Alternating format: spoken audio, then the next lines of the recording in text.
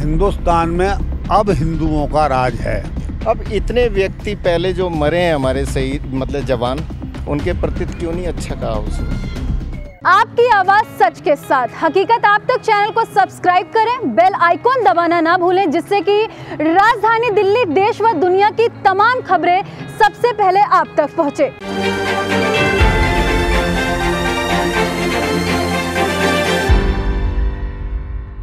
नमस्कार, आपके साथ मैं हूं ज्योति सिंह और आप देख रहे हैं हकीकत आप तक। इस वक्त हम लोग मौजूद हैं विकासपुरी में, जहां आप सभी देख रहे हैं कि बॉलीवुड एक्ट्रेस टाइम्स नाउ के प्लेटफॉर्म पर इंटरव्यू के दौरान उन्होंने कहा था कि सन 1947 में हमारा देश आज़ाद नहीं हुआ था। असली आज़ादी तो 2014 के बाद मिली है।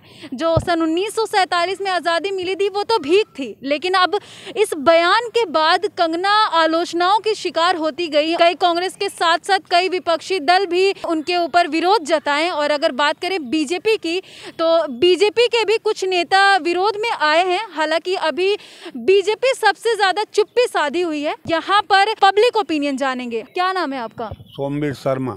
सोमवीर जी, जिस तरीके से कंगना रनौत ने बोला कि सन 1947 में जो आज़ादी मिली वो तो भीख थी, 2014 में असली आज़ादी मिली है, कितना सही है ये बिल्कुल सही है, क्योंकि हम भी ऐसा मानते हैं। देश का बंटवारा हुआ जिन्ना और नेहरू के ऊपर, उनकी वो मुसलमानी सोच चलती रही और हिंदू राज्य जो है, अमेरिका ने भी अपने अखबार में वाशिंगटन पोस्ट में फर्स्ट पेज पर छापा था कि हिंदुस्तान में अब हिंदुओं का राज है। जिस तरीके से कंगना रनौत बयान दे रही हैं, इस तरीके से तो शहीद हुए सेनानियों का अपमान है। नहीं, शहीद जो हुए उनको तो कुछ मिला ही नहीं, जो तो शहीद हो गए। लेकिन जो शहीद हमारे देश के लिए तो शहीद हुए ना सोमवीर जी। देश के लिए शहीद हुए, लेकिन फायदा तो उन लोगों ने उठाया जो शहीद नहीं हुए थे। हम कंगना रनौत के बयान से सहमत हैं। कंगना रनौत को तो पद्मश्री अवार्ड भी दिया गया है। हाँ, तो सही दिया गया, वो इसकी हकदार थी तो सरकार ने दिया है। लेकिन हम इस बात से सहमत हैं कि असली आज़ादी देश को 14 के बाद ही मिली। हाँ। मतलब कंगना रनौत के बाद दूसरे सोमवीर जी हैं जो ये कह रहे हैं कि असली आज़ादी 2014 के बाद मिली है। फिर जिस तरीके से बीजेपी के प्रवक्ता, जितने भी नेता चुप्पी साधे बैठे हैं, क्या लगता है उनको? उसका बयान सही लगता है। हम जो आज महसूस कर रहे हैं वो पहले कभी महसूस नहीं करते थे। उसने सही कहा है, आज हम महसूस करते हैं कि यहाँ हिंदुओं का राज है। तो क्या अगर कंगना रनौत के खिलाफ इनकेस कोई एक्शन होता है, कोई एक्शन लिया? वो गलत है। अच्छा, मतलब आप पूरे सपोर्ट में? हाँ, हम कंगना रनौत की पूरी सपोर्ट में। सन 1947 में जो अभी बाबूजी ने बयान दिए हैं, अगर मेरे से बड़े हैं, एजिड हैं, पर कोई ना कोई तो हमारा देश का व्यक्ति शहीद होया था जो इतनी आज़ादी हमें मिली। अब उसके बावजूद कंगना रनौत क्या कह रही हैं, ये कहते हैं सन 2014 के अंदर देश आज़ाद हुआ है। तो मेरे हिसाब से जो 70 साल तक कांग्रेस राज्य कर रही थी, उसके अंदर ऐसा कोई मंदिर का ऑब्जेक्शन नहीं उठा रहा मैं कि राम मंदिर का जब बीजेपी के राज में बन रहा है, मैं उसके प्रति नहीं बोलूँगा। ऐसे तो 5-5 रुपए हमने भी ईंटों के दिए थे राम मंदिर के लिए, वो पैसा कहाँ गया है? अब बीजेपी कहाँ से लगा रही है पैसा? गवर्नमेंट खजाने से ही लगा रही है ना। तो मैं तो यही बोलना चाहता हूँ कि जो भी कुछ करा है बीजेपी ने आज की डेट में बहुत अच्छा करा है। और मेरा ख्याल कांग्रेस अगर गई है तो वो अपनी हरकतों की वजह से 70 साल 50 साल जितने भी गई है, अपनी हरकतों की वजह से गई है। शहीदों का बिल्कुल वो गलत कह रहे हैं, अपमान ही कर रहे हैं वो तो। अब इतने व्यक्ति पहले जो मरे हैं हमारे शहीद मतलब जवान, उनके प्रति क्यों नहीं अच्छा कहा उसने।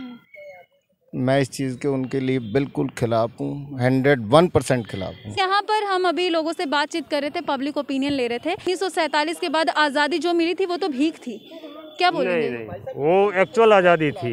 1947 जो आज़ादी थी वो एक्चुअल आज़ादी थी। उसमें कोई बीजेपी या कांग्रेस या किसी का भी रोल नहीं था, समस्त देशवासियों का रोल था उसमें। जैसे गांधी जी थे, नेहरू जी थे, इन सब का अहम रोल था।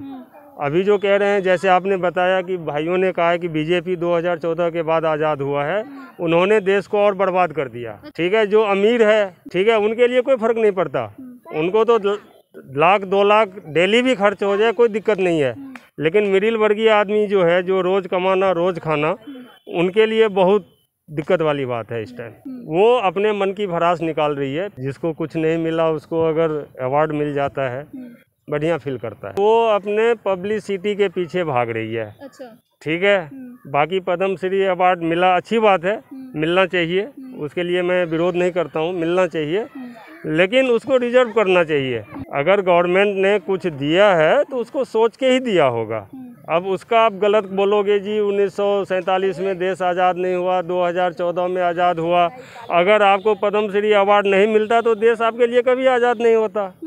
अब ये चीज़ भी तो देखो ना भाई, बच्चे को पता है कि 1947 में देश आज़ाद हुआ, ठीक है, उनको 2021 में आके पद्म श्री अवार्ड मिला। अब उनके रिकॉर्डिंग तो बीजेपी बहुत बढ़िया है, अगर उनको अवार्ड नहीं देता तो बीजेपी बहुत ख़राब है। अगर आप खुद देखो ना, अगर हमारे को इस तरह का कुछ मिल जाता है तो हमारा दिमाग तो अपने आप चांद पे रहेगा भाई, हम नीचे तबके के कुछ समझेंगे नहीं। अगर आज की डेट में मैं भी बोलता हूँ कि भैया 2014 में देश आज़ाद हुआ है बीजेपी आने के बाद, तो ये मेरी मूर्खता है, ये हमारी सोच बिल्कुल गलत है, ठीक है। बच्चे को पता है 1947 में देश आज़ाद हुआ था। एक्ट्रेस कंगना रनौत के जो बयान थे उस पर लोगों ने अपनी अपनी राय रखी और उन्होंने जिस तरीके से टाइम्स नाउ के प्लेटफॉर्म पर शहीदों का आकर के अपमान किया, ये गलत है। लेकिन उसके बावजूद भी कंगना रनौत तरह तरह की प्रतिक्रियाएं अपने सोशल मीडिया प्लेटफॉर्म के जरिए अपलोड कर रही हैं, पोस्ट कर रही हैं। अब कंगना रनौत के इस बयान को लेकर के, उनके उलूल जुलूल हरकतों को लेकर के, उनकी